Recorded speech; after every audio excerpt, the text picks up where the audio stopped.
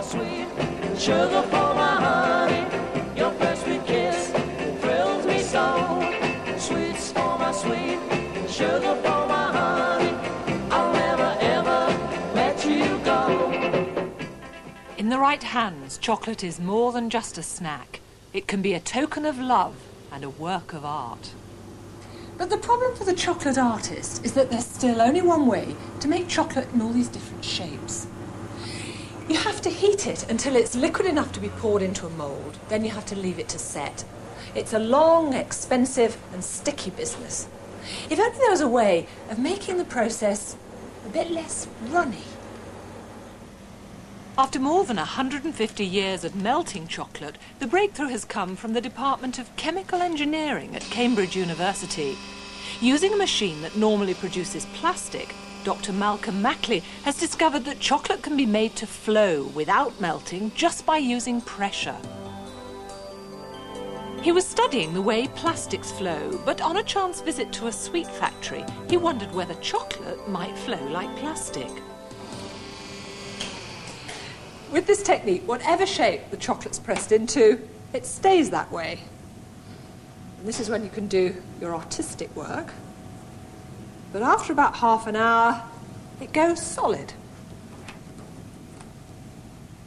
So, if no heat is being used, how does it work?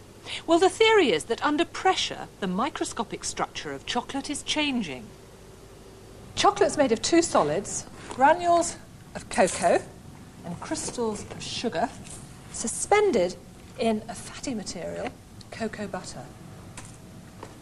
Cocoa butter's crystalline and it occurs in several forms, and that's the key to why it goes from solid to almost liquid.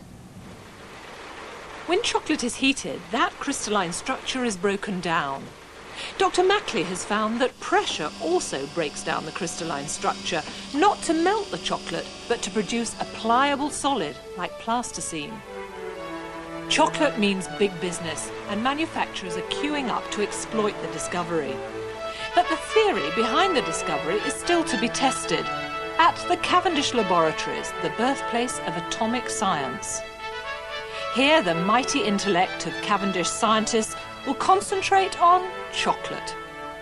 They will analyse the mechanical properties of the chocolate sample, its melting characteristics before and after compression, and they'll also be examining the chocolate's complex internal microstructure. So, a completely new and more efficient way of forming chocolate, which could mean cheaper chocolate in revolutionary shapes. That's what interests the chocolate business. What interests me is much simpler.